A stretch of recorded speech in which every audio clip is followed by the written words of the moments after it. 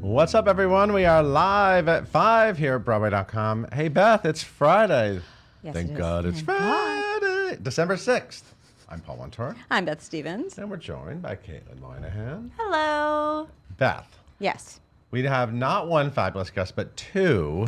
Tell me everything. We both loved American Utopia. We loved it. And it's an amazing ensemble of 12, I believe, right? And David Byrne. David Byrne, American musicians Utopia. marching around barefoot. Yes. But Chris Giarmo. Couldn't take my eyes off him. Go on. And Tendayi Kuumba. Couldn't take my eyes off her. Ooh. Seriously. And they're like done. the Except for David We're Byrne, going to find yeah. out everything about them. They're so good. I was so excited to have them come in, and I was so excited they were able to come in together. Because they kind of do a lot together in the show. So You're getting more choreographic with your hands because they're here. I can tell. We just all want to move more. You're going to get to know them right after we talk about today's top 5.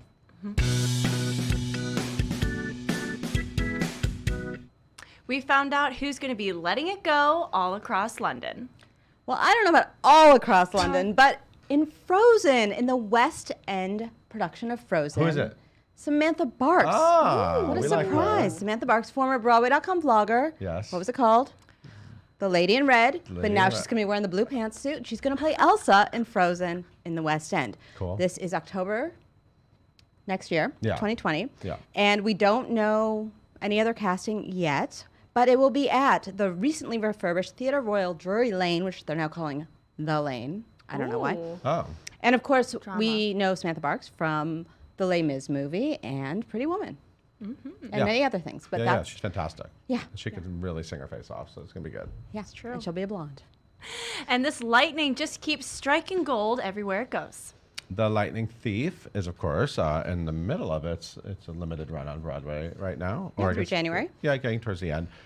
So this show has been sort of traveling around. It's been recorded before, but now there's a new deluxe edition album coming deluxe. out on Broadway Records, and a karaoke album. So I know there are a lot of fans of the show, so you can sing along to it. And you can have a lightning karaoke party. It's currently available digitally, so you can go do that right after this. But wait until after the interview, because you're gonna love them. And also the deluxe version of the original cast recording, and you'll get physical copies of it on Broadway Records, and there'll be 5 additional songs sung by the musical's original Broadway company. So I guess that means because it was recorded before, right? So some of them aren't on the recording. But Gotcha. they'll get to, You explained it well. You know I how get it is, now. Beth. Yes. Anyway, and you can go see it live. Lightning Thief is playing through January 5th at the Longacre. And this new musical has more casting. More casting for Darling Grenadine at Roundabout Underground. Are you ready? Adam Cantor, Emily Walton, J. Armstrong Johnson. Such great people. It features a book and score by Daniel Zajac, and it will play the Underground Black Box Theater, such a small theater. It will play that January 16th, 2020, and it will open on February 10th, and it's directed by Michael Buress. There aren't really musicals in that space very often. Cool right? when there are, because you're close to them. You can just... What's it about, Belle? Oh, let me tell It's a you. weird title. I want to know what it is. Darling Grenadine is about a drink. No, it's about a charismatic songwriter, that's Adam Cantor, falls for clever chorus girl. Oh, we love a clever. I love a clever chorus girl. But what happens when the sparkling fantasy begins to dissolve? Ooh. I'm getting kind of upset. Okay. And then listen, it navigates the tension between romance and reality, light and dark, bitter and sweet. I'm going to Is stop all now. those words really down there? They Yes, really they are. Okay, cool. Yes. And probably other opposites as Sure. well. Yeah. We're into it. And this Vineyard Theater hit is coming back for another round. Is this a room? Is this a hit? This Yes. is a room. And this is a hit. This is a room is a hit. This is Tina Satter's drama, written and directed by her, and it was previously a hit at the Vineyard, and it ended right around Thanksgiving, and it's coming back, which is cool. Gets I a love lot of that. demand, and so it's coming back from. They wanted to spend Christmas together, the cast. I Second guess. chance to see it. Yeah. It's amazing. Yeah, December 20th through January 19th at the Vineyard with the same company, Emily C. Davis, Becca Blackwell, T.L. Thompson. They'll be joined by Frank Boyd. And this is set on June 3rd, 2017. It follows a 25-year-old former Air Force linguist named Reality Winner. That's his name. Okay. Love that. Who is her name, who is surprised at her home by the FBI, interrogated and then charged with leaking evidence and Russian interference in U.S. elections. This sounds timely, Beth. It does. They should bring it Drama. back. Yeah. So anyway, go down and see that at the Vineyard. It sounds like a great way to spend the holidays. And this is some sweet but sad Harmony news. We've been waiting so long for Harmony to come to New York City. I know because Barry missed- Manilow's I Harmony. know. And it was announced that it's coming to the Museum of Jewish Heritage. And now we have to wait a year longer. Here's what happened. Let me walk you through it. Okay. I'm It was suspicious. announced- It's been a while. It was announced for February 11th, 2020. That's right around the corner. Yeah. Then director, choreographer Warren Carlyle, Tony winner Warren Carlyle, who's a Yes. lovely gentleman, came down with appendicitis, which is Yeah. very painful. I know. And that threw off the scheduling. Okay. So now they're doing it next February, 2021. So if we're all still alive, we can see Harmony. I'm very upset because I've been waiting for this. Barry Manilow and Bruce Sussman wrote this a long time ago, and it's been in the works. So look for it. February 9th, they have an actual date, so you can circle it on your calendar, 2021. Wait, did they really? They announced dates 2021? It's a year later, yeah. Okay, cool. That slot is open. That's so you know that's actually going to happen. It's happening. Also on the site, Lauren Patton, who opened last night in Jagged Little Pill, The showstopper number. got fantastic reviews. She sings "You Ought to Know." You may know that. You ought to know that song.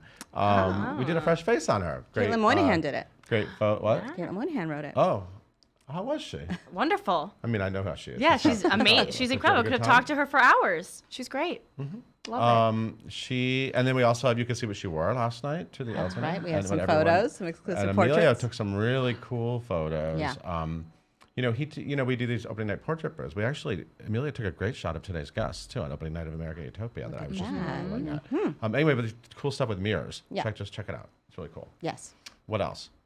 Tom Hiddleston is now on the wall at Sardi's. Right. We have some and this photos is of the that. final weekend, right? For Yeah. Betrayal. For Betrayal. Hopefully he'll come back. And Baby, one of my favorite musicals from the 80s, Maltby and Shire's musical, is happening off-Broadway right now. Alice Ripley is headlining that production. And Maltby and Shire, who wrote it, went and visited the cast. So we have dress photos rehearsal. of that as well. Yes. I'm Okay. going to get out of here. Okay, Beth. All right. Have a nice weekend. Thank you. Are you seeing any theater? I am. What are you seeing? I'm taking my daughter to see Harry Potter. James Snyder, I'm coming for you. Oh, I know you're watching. wow. Your daughter is very discerning. I told her can't she wait had to read hear. all the books, and she read them in like 2 months. So now I have to Okay. take her. Okay. Mm-hmm. So she loves The Prom, Stephanie J. Block in The Cher Show, hopefully Harry Potter. She's That's great right. taste. And cats. We'll get there. Okay, thank you, Beth. Hey, Caitlin, why don't you tell everyone about today's guests? Yes, gladly. We got Tendayi Kuumba and we have Chris Giarmo here with us today in the studio. Guys, they are currently in David Byrne's American Utopia. They are singing, they are dancing, they're doing a whole lot of fun things barefoot and wearing suits. It's amazing. So, guys, Tendayi is an international performer and urban bushwoman and a co-creator of the Golden Ratio Project. And Chris is a performer, composer, choreographer, and sound designer. Okay, he can do everything apparently. And he's the creator of the anti-consumerist drag queen YouTuber Kimberly Clark. We're going to be talking about a whole lot of fun stuff. Make sure you follow them on social media at Who's Tendayi and Chris Giarmo on social media. Leave all of your questions for them in the comments down below. And everyone, please welcome Tendayi, Chris, and Paul. Thank you, Caitlin. Yay! Guys, how are you doing? So do you feel like Broadway stars now?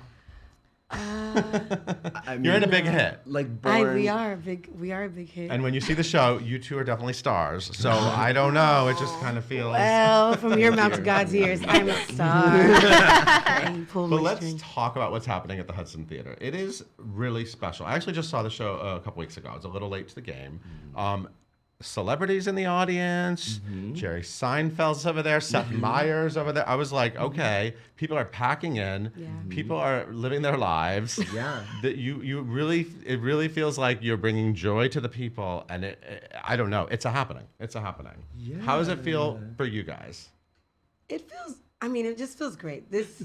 We are we're a band, but we're a family. We are a cast, but we toured this show. Yeah. How long did you tour it for? I joined 2 months into the tour, so I was on tour okay. for 7 months. And this was about 9.5, 10 Okay. months. Okay. And I was like, Yeah. Okay. So it kind of came like we were just coming back together, except we don't travel anywhere. We just come to the same place every night, which is a bittersweet because we don't get to hop on a beautiful tour bus all the time. But it's great because we get to come home to our homes and our beds every single night. Yeah. So the show has been amazing. To see such a star-studded audience is kind of Yeah. like, wow, you all really believe in what we believe in. And David is just, he inspires so many people in so many creative ways from every medium. Yeah. So it's pretty, I mean, it's inspiring to even see the faces in the audience light up, people crying in certain moments, especially during like Once in a Lifetime, singing Naive Melody. And then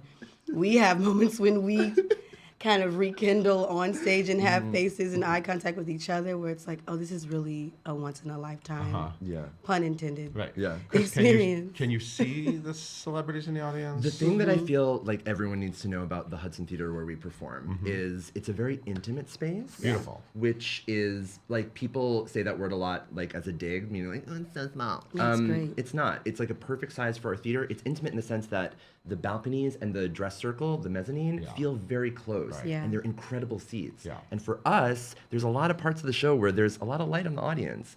We can pretty much see every single person in the house. Yeah, even Like- when the lights are a little dim, Yeah. you can still see at the top someone up dancing, and Yeah. it's nice. And you can spot nice. celebrities? Yes, and Yeah. I mean, we connect with people the entire show, and I think a lot of audiences, especially on Broadway, are maybe used to like a fourth wall situation, and so sometimes I'll be like looking at somebody, and they're just kind of like, Yeah, I don't Like, think no, they I can- realize that we kind of want to interact. yeah, we can see you, yeah. Yeah, Yeah. it's nice. You guys are definitely a unit. I mean, a lot of it. You're David Byrnes. You're the main vocalists, right? Backing vocals, Yes. dancers, And yeah. And then there's this huge band. Everyone's playing instruments. And everyone's dancing. A lot of Everyone's choreography. Mobile, 6 drummers. Everyone wears their drums Yeah. in a marching band style. Keyboard Yeah. player has a keyboard on a harness. Guitar players have their pedals off stage. Everything is completely mobile. And everyone sings at least once Yes. to twice Yep. in the show. Yeah. So no one's off the hook. yeah. Yep.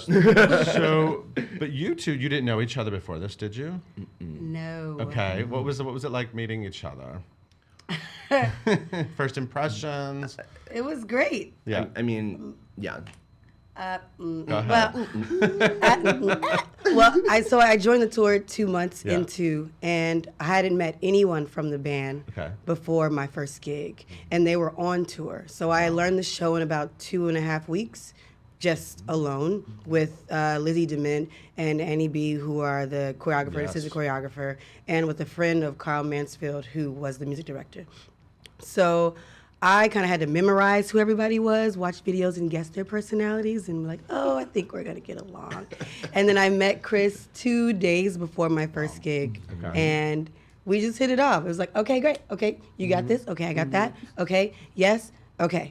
And from then on, I think we just started to just kind of create this melting pot, and I think it both helps that we both come from a performative theater background, musical theater, and it's not just one platform, but multiple levels. So we kind of, you know, as dancers, movers, you kind of already have that unspoken language. So Yeah. it just kind of worked out, and he just immediately became my go-to anyway, because it's like, I met him first. I feel like he speaks the language. Let me just, every time I have a question, Chris, what kind of eyeshadow do you want to wear? So, yeah, how are we doing our nails today? Okay, great. Yeah. Yeah. Very symbiotic situation. It worked going out, on. yeah. So I, it's I been actually great. thought it was interesting that you both studied musical theater. I mean, that because, you know, when we think, kind of. wait a minute. I just saw a video of Kim, singing Meadowlark. Miss Kimberly Clark. Yeah. Meadowlark, the classic Stephen Schwartz ballad. yeah. This is your drag alter ego. Yeah, Kimberly Clark. Yeah, she's been on break for a while. Okay, yeah. I'm sorry if there are any fans watching. I'm very sorry. She'll be back. Hiatus. Promise.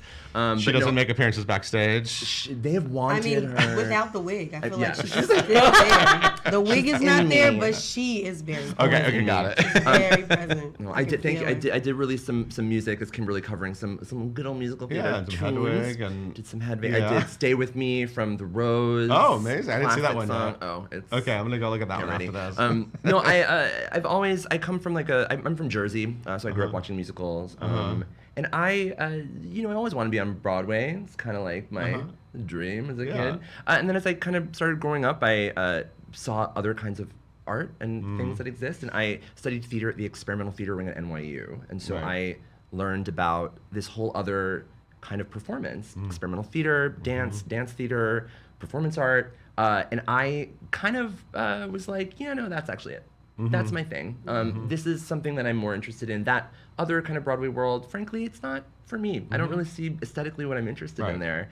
And coming to Broadway with a piece that is 100% my sensibilities of art and movement and dance and music. I've worked with Annie B. Parson, the choreographer, since 2005. So this is like this movement is so deep in me. And to be able to bring this movement and this music to a Broadway audience, it kind of makes me think of Broadway differently. Like I'm like, I'm so proud to be able to represent this art that, you know, not only have I been doing for so long, but frankly has existed for 70 years. I mean, so many people have said, oh, I've never seen anything like this. Yeah. Go downtown. Go downtown. It's been happening since the 50s, y'all. Yeah, Like and that's really like my world. It's like the contemporary dancing, the downtown experimental theater. And so to be able to be on Broadway but not have to shed any of that, but bring all of that with me, then it was just like, oh, this is great. Yeah, let's keep going. Okay. Yeah. And even as a singer, songwriter, David's writing of how he writes music is inspiring. So it even inspires me with how I create work even outside of here. And I think it inspires all of us, because even on tour, everyone started working on their own music just simply off of being consistently being inspired of like, I got to get something out. I'm a part of this mass movement of creativity every night. And it's literally coming from each of us contributing from what we already have, not someone putting anything on us. So it's been, I mean, it's been great. It's continuing to be great. It's exciting. I heard some of your music. It's great. Thank you. I was checking it out. Got some new music coming on. Now, it sounds like Annie was your in to this project, maybe. What about you, Tendayi? Like, how did you get involved in this? You know, through Lizzie Dement. So Lizzie is the assistant choreographer with Annie. I also worked with Annie B. and Chris with Big Dance Theater. And her and I worked randomly in experimental theater with Jim Finley and a work called Electric Lucifer. And we were just in the workshop together as friends. And I had since moved on and continued to tour with Urban Bushwoman, creating my own work, and did a tour with Bill T. Jones' opera, We Shall Not Be Moved. And then I just hop off the plane like, oh, what am I gonna do? I have some time off. And I get an email from David saying, my tour, in the subject. And it was all in lowercase letters, so I thought it was spam. I was like, I don't know about this. Let me just do some research. Because I was like, first of all, how did you get my email? Is this real? I just got off of a 15-hour flight. I might be delusional right now. But then she contacted me and was like, we've been trying to figure out how we can get the right person into this place. And I remember working with you on this project before, and I remember you. And you came to mind immediately, and he researched some of the work that I did, a song and video that myself and my partner Greg Purnell had worked on that got featured on Afropunk, and he was like, I think you'd be great. And I was like, I think I have the time. I think I'll make the time. Yeah. And that's been working out ever since. What is David Byrne like? Uncle David. Uncle David. Let's talk about him. I've worked with him since 2009. Okay. My first gig with him was assisting Annie B on her first gig with him, which was choreographing his 2009 tour, which is his last solo tour before this one.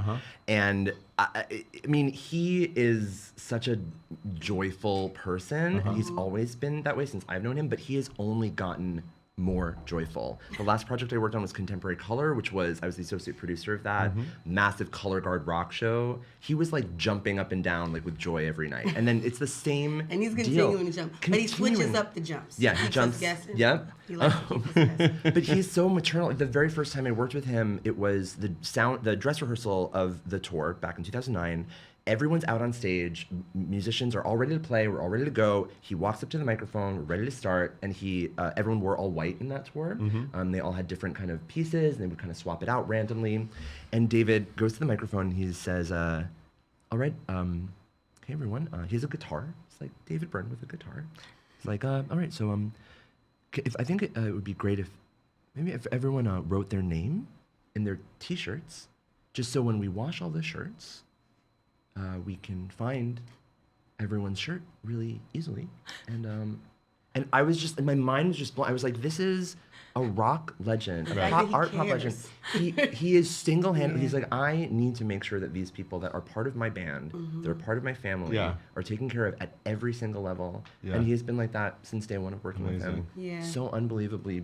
He's always like that. And because of him, we're all bike riders. Yeah.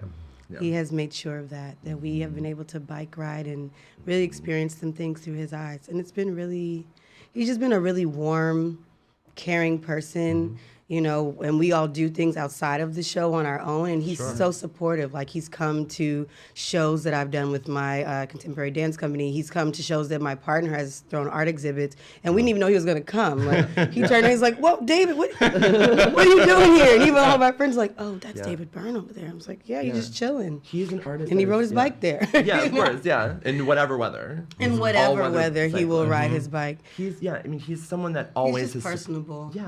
Yeah, he's just really, he's personable, he's open. He's, even while touring, you know, I was new to the group, so, you know, you come into something that's already formed. And when I would maybe have an idea musically of things that could maybe up something, or, this could be really, really wonderful, and maybe be hesitant to speak up because, you know, he's a rock legend. This is a massive world tour. But he was like, "Oh, let's try it." Yeah. I was like, whoa, like that alone. I've seen people that, you know, are on various levels in their career that are closed-minded completely, you know, and he's consistently making a space for all of us. So there's not even that hierarchy of he's here and we're somewhere else. It's kind of like, what can we do? What do we need to always make sure that we're having a good time, we're enjoying ourselves, we're in good health, and we're not faking it. We're not faking the funk. Right. You know, my favorite parts on tour were when we would be somewhere and the audience wasn't dancing. And, you know, in some places in European theaters, they would, you know, ushers or theater protocol would be like, you know, sit and enjoy the show. And there was one show where a couple got up and danced during Naive Melody and very in the front, and they were having an amazing time, and the usher came over and told them to sit down, and he stopped. He stopped the show, and he was like, "I'm sorry, sir," to the usher. "I don't mean to reprimand you, but let these people dance.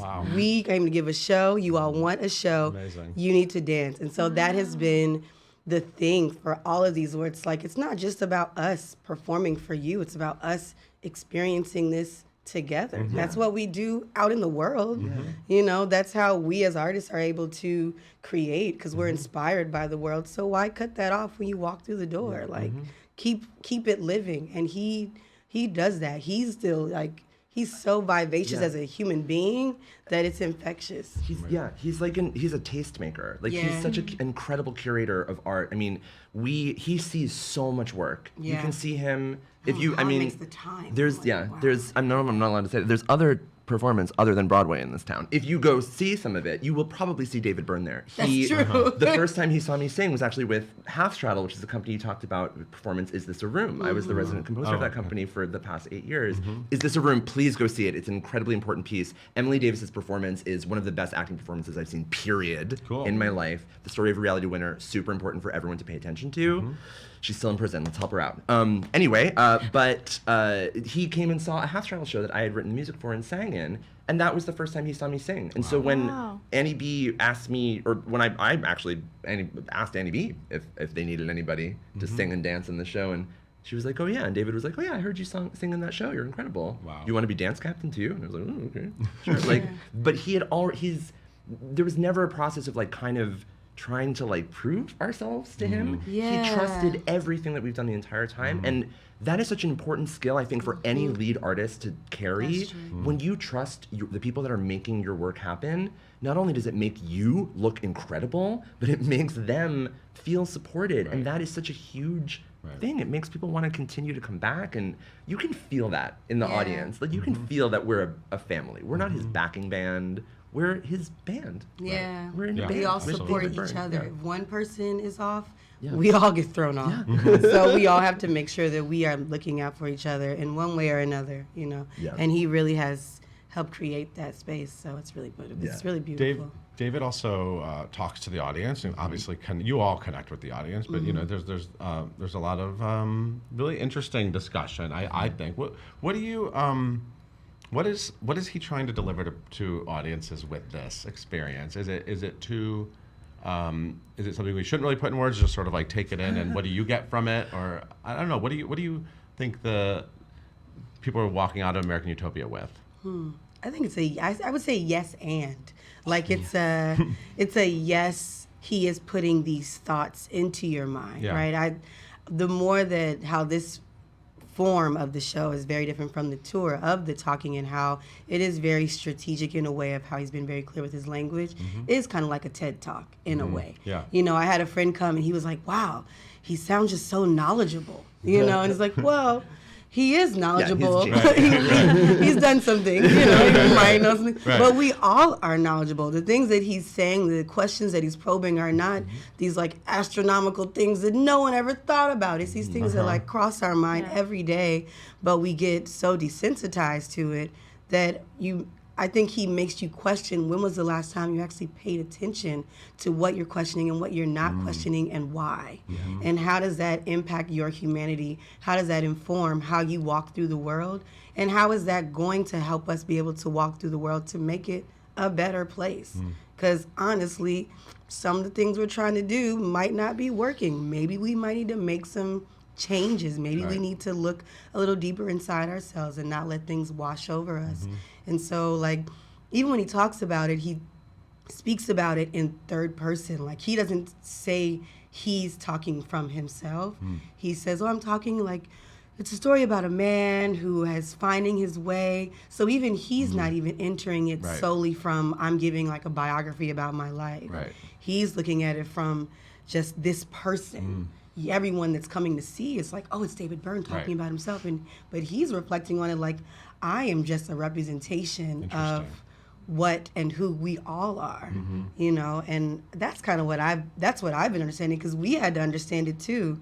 Like, oh, the text and things that he's saying are very different from the tour.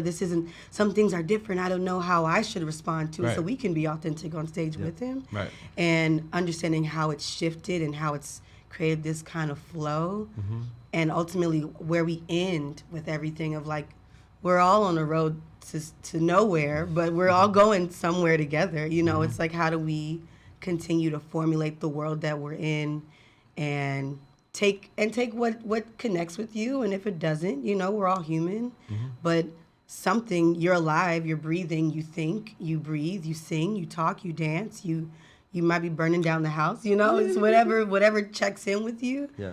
I'm sure that everyone walks away from the show with something in mind, even if it's just the questions he asks in the beginning of the show, or us as an entire band that are not all technically singers coming together to sing a cappella at the end, which is something that might be expected, might not, but what we're all looking for is like that one fine day. What is that bright light that we can all continue to walk forward to be better people?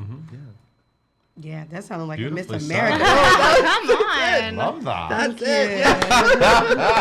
No. Sorry, a little rant. No, I personally believe the same thing. That's true. Like, it's What she everything said. you said, exactly. You know. Well, we're dressing room buddies, so this is pre-show talk. Yeah, we talk about something. And the music, by the way, we didn't even talk about how incredible the actual music is. Oh yeah, that part. I mean, it's some of the best music that's ever been written. Like, It's hands really down. amazing, Like, there's some of pop he's an art pop legend. Like, this was he revolutionized the way that pop music kind of was able to cross over these creative artistic boundaries for decades now. And it's what's incredible is that some of the songs we're singing are like 30 plus years old. One of the second or third song we sing is Don't Worry About the Government. He has not performed that song live for like 35 years. Oh, wow. And some of these songs are so, you're like, oh, that might be a little dated now. But it's still more relevant than ever. I mean, this is a man, he just had his first Billboard top 10 record. Wow.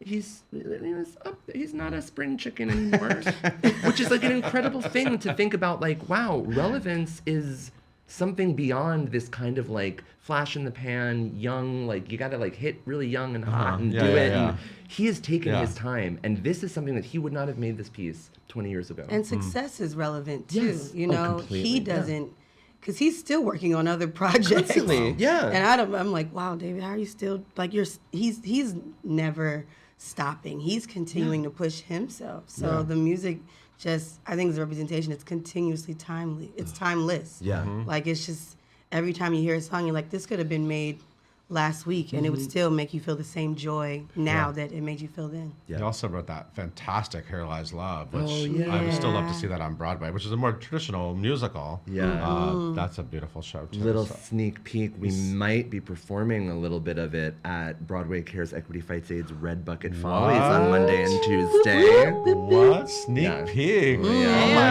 God. Uh-oh, watch I out. love Watch that. out. Yeah. Hold on to it.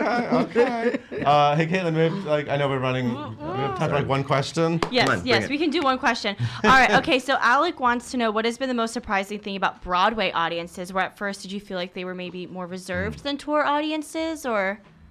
Yeah. Yeah. They're a little more reserved. They're a little more sober than touring Yeah. audiences. Like we played Coachella. Like there's- Coachella's a little bit different. Yeah. But in a nice way too, because Yeah. they, at first you're like, why aren't you reacting? But they're taking it Yeah. in. Listening. Yeah. They're digesting I noticed it. that in my audience. Yeah, like they're thinking, they're watching every single detail, and I appreciate that. Our friend of house mixer, who's a genius, Pete Kepler, maybe best in the biz, said he loves seeing the show because he can hear it. Because on the road, we're at a festival, even in a theater somewhere. That's true. People are drunk, chatting, screaming, singing along, the whole Right. time. And here, he's like, I can actually hear. He's in the back of the orchestra, listening, and Right. Yeah. he could hear it. And I feel like we can feel the audience listening in a way that Yeah. we couldn't feel on tour, which is really Wow. great. Yeah. Yeah. Well, let's see. It's when are you running through? February 16th, Yes. right? Yes. Currently, I mean, it's a big hit over the Hudson They're Theater. Valentine's Day. It's really Bring a date. fantastic. Bring a Bring date. yourself or don't. Come by yourself. Yeah, we'll be your Please. date. Oh, you won't feel alone if you come by yourself. We'll give you. Yeah. You'll feel the love. Yeah, yeah. Tendayi Kuumba and Chris Giarmo, thank you for coming from downtown. Yeah. Yeah. And teaching us children some things. Hey, I appreciate it's about it. time. It's about time. Welcome. Somebody's got to do Go it. check them out at the Hudson Theater in David Byrnes, Yes. American Utopia. Hey, Caitlin, why don't you take us out? Thank you guys so much for tuning in today. We are live at 5 every single weekday here on Facebook. You can listen to us wherever you get your podcast by searching for hashtag live at 5 and hitting that subscribe button. Be sure to tune in on Monday. We talk to Eric Chain and Don Chambers of The Illusionists, Magic of the Holidays.